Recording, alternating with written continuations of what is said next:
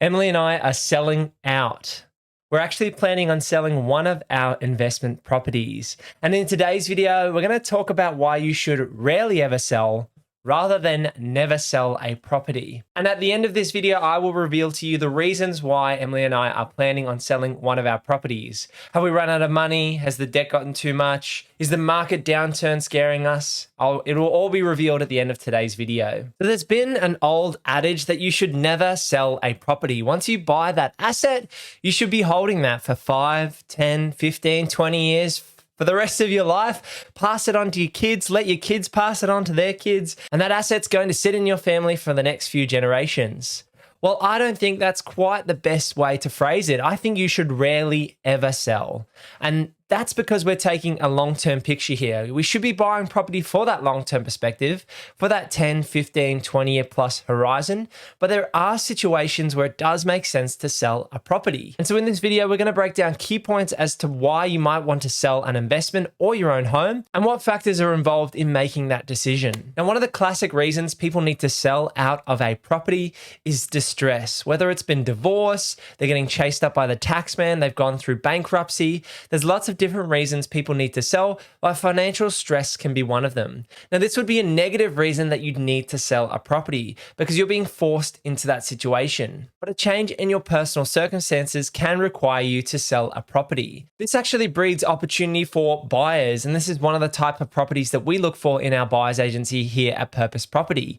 So we're looking for distress, divorce, deceased estates, those types of properties that are looking for a quick sale. They don't want to hassle, they don't want to mess around, they want a quick settlement, and they want an upfront deal. On the flip side, you don't want to be on that side of the fence where you are distressed and you are having to make a sale. Like I said, you should rarely ever sell, not never sell, but in these circumstances, if you are going through a divorce and you do need to separate the assets, then it would make sense to sell up. The second reason to sell a property and manage your portfolio is for debt reduction. Now, this is where you're building your asset base, and it's a very common strategy where you buy, say, 10 properties over 20 years, and then you sell down half the assets, pay off the remainder of the debt, and live with an unencumbered asset base. So you've got your free assets, you don't have any debt on the rest of that portfolio.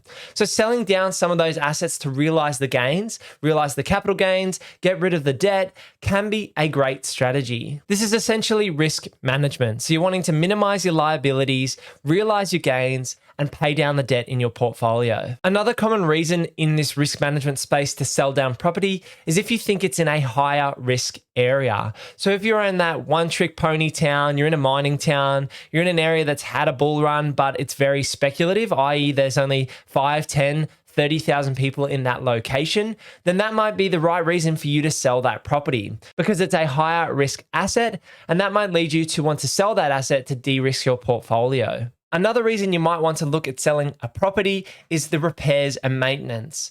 Now, generally repairs and maintenance are quite manageable, but some properties are going to go into significant disrepair, or you'll know there's a big ticket item coming up in the next few years, and you might want to offload that asset before the big ticket item comes up. A really common example of that would be a roof replacement. A roof replacement might set you back $30,000 to $50,000 or more. So if you know in the next few years that you're going to need a full roof replacement, it might make sense to offload the property now, realize the capital gain or loss in that situation depending on the property, and exit out of that asset. The next point is tax implications. So you need to look at the timing of when you're going to realize a gain on selling an investment asset, because the timing of that can affect your tax outcomes. So your own home, you're generally going to have no capital gains tax, but for investments, if you're going to hold that asset for 12 months plus, you can generally get access to a 50% CGT discount. This halves the taxable value of the gain that you've made on that property and significantly reduces the tax implications. In addition, you also need to look at your own tax circumstances.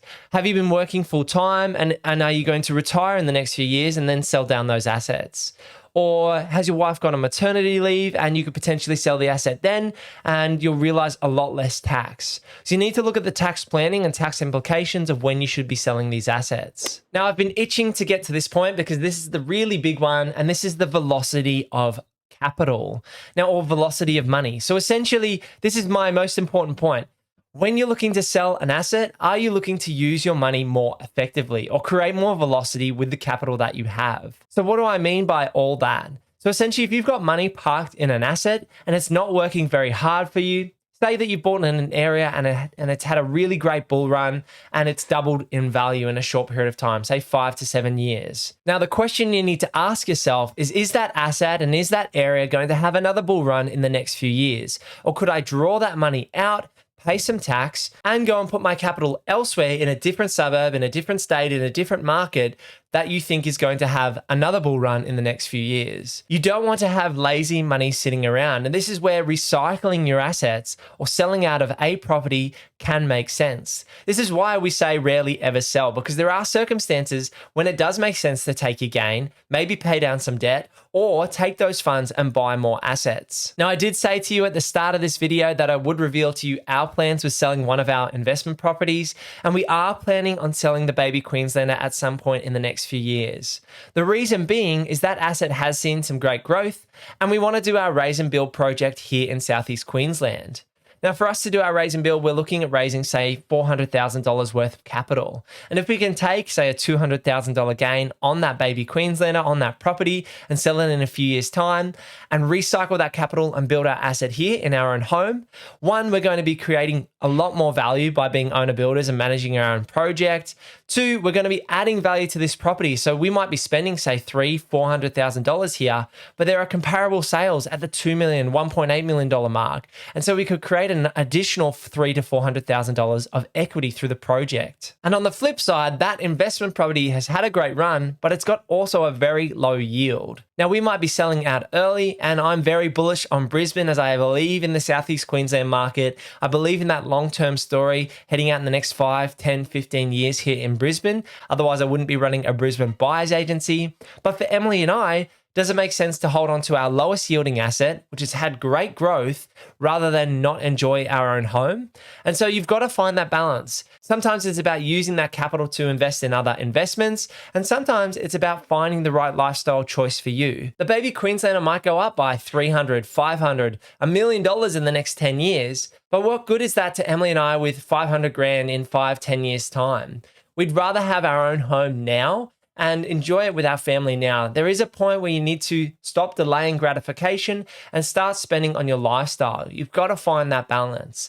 And so for Emily and I, it's realizing the gains on that asset in the next few years, settling that down and pushing that equity and pushing that cash into our own home project, which we can then refinance and pull some of that equity out to go and buy other investment assets. So what does that mean for you? I chat with people every week in our free strategy sessions, which you can book in at purposeproperty.com.au to have a chat with myself. And in those sessions, we've been having discussions of circumstances where it might make sense to sell an investment or multiple investment properties. A great example of that could be if you've bought in a greenfield estate. If you've bought an investment property that was a new build, they poured a slab, they're building another 10,000 homes in that suburb in the next 2 to 3 years, and your property isn't scarce, it's on a small parcel of land, but it's had some small equity gain, say you've made $100,000 on that asset, maybe it makes sense to sell that asset, pay your capital gains tax where you need to, and then reinvest those funds into your own home and into other investment properties.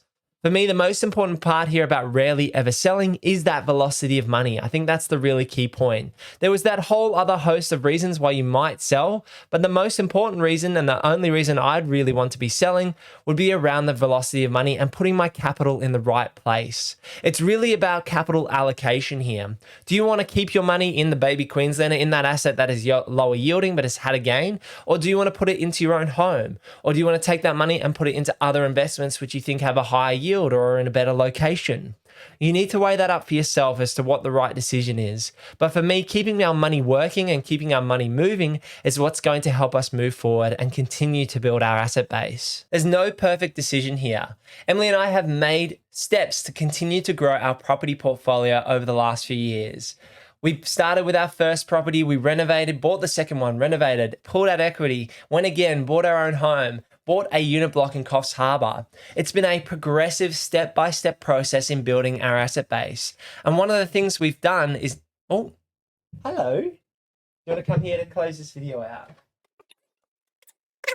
And one of the things you guys slapped the microphone. And one of the things we've done is continue to keep our foot on the gas pedal in terms of our property portfolio. Every time we've had the opportunity to grow, to advance, to buy the next asset, to tweak and refine our portfolio, we've taken that step.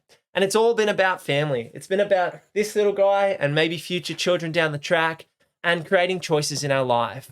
We didn't want to be in the situation where we were tied to a day job, where we didn't have choices. And so keeping our money working hard for us was the main reason we've kept pushing forward in our property portfolio. So I hope you've changed your mindset about never selling a property. There are some circumstances where it does make sense to sell. So I hope you've rethought about never selling and you're planning on rarely ever selling. Leave your thoughts in the comments down below and click this video somewhere around here to check out another video on real estate, renovating and financial freedom. Head over to purposeproperty.com.au if you're looking for a Brisbane-based buyer's agent, and we'll see you in the next video. Peace.